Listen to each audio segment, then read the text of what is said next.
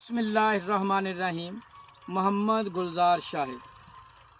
हमारे आलू के काश्तकार माशाल्लाह बड़े तजर्बाकार, बड़े मेहनती हैं और बड़ी ये हसास फसल है।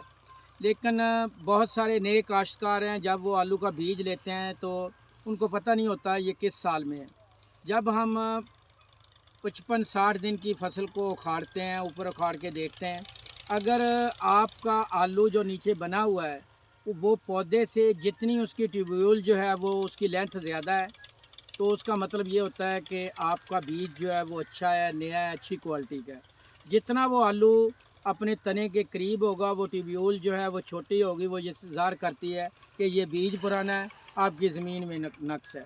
तो ये चीज़ें जो है देखने के लिए आपको बाकायदा तौर पे देखना पड़ेगा कि आपकी आलू की क्रॉप जो है उसमें किस तरह की नीचे जो है आलू बन रहे हैं, कितनी उसमें ट्यूब्यूल की लंबाई है। दूसरी बात यह है कि जो भी आप आलू की फसल लगाते हैं उसमें आपके मकासद होते हैं। अगर आपने 70-80 दिन की फसल पे आपने इसको बर्दाश्त करना है, 90 दिन की फसल पे तो आप आलू की फसल को और तरह लेके चलेंगे। अगर आपने इसको 20-30 दिन पे लेके जाना है तो और तरह। अगर तो आप चाहते हैं कि आपने ये कच्ची पिटाई करनी है तो उसके लिए आपने फिर पोटैश वाली खाद जो है वो नीचे भी देनी है, और जब 40-50 दिन की फसल होगी तो दोबारा भरपूर मकदार में पोटाश वाली फसल देनी है। और कोशिश करनी है कि 50-55-60 दिन की फसल तक आपकी बेलों की ताकत जो है वो आलू में मुंतकिल हो जाए, क्योंकि आपने कच्ची पिटाई करनी है।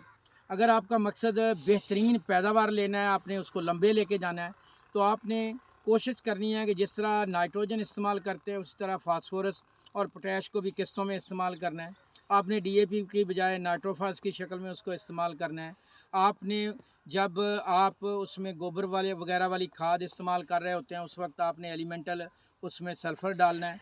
उससे आपको के जो मुख्तलिफ़ किस्म की स्कैब के इश्यूज़ हैं, आपके और इश्यूज़ हैं, रूट सॉइल बारन डिजीज़ जो हैं वो आपकी कम करनी है।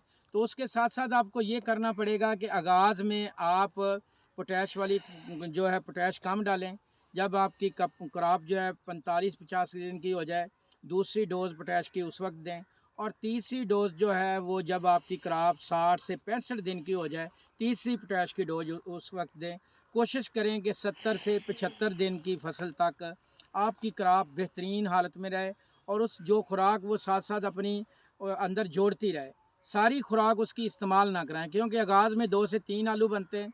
बाद में जो आलू जो जब मौसम साजगार होता है, दर्जा हरारत 10-15 सेंटीग्रेड पे आता है, जब फिर मैक्सिमम जो पोटैटो इनिशिएशन होती है, उस स्टेज पे उन आलूओं को पालने के लिए पौधे के पास खुराक मौजूद हो, और उस स्टेज के लिए पौधे के अंदर खुराक जो ज़ख़ीरा करवाने के लिए आगाज़ में उसका ज़ोर ना लगवाएं। उसको पोटैश वाली जो डोज़ है वो कोशिश करें कि 50 दिन गुजरने के बाद देना शुरू करें, ताकि 50 दिन तक मैक्सिमम खुराक पौधा अपने अंदर जोड़ ले। इसी तरह मैंने पिछली अपनी वीडियो में जो आपको बताया था दूध और गुड़ वाला नुस्खा, वो आपने अगर आलू पे इस्तेमाल करना है तो साथ ही आपने कोई फंजीसाइड जो है वो साथ इस्तेमाल करके तो इसको इस्तेमाल करना है। आप 2 से 3 स्प्रे जो हैं आगाज़ में मौसम में आलू की फसल पे कर लें। इंशाल्लाह उस पे कोरे के दूसरी जो बीमारियां उसके नुकसानदेह असरात जो हैं वो इंतहाई कम होंगे। शुक्रिया जी।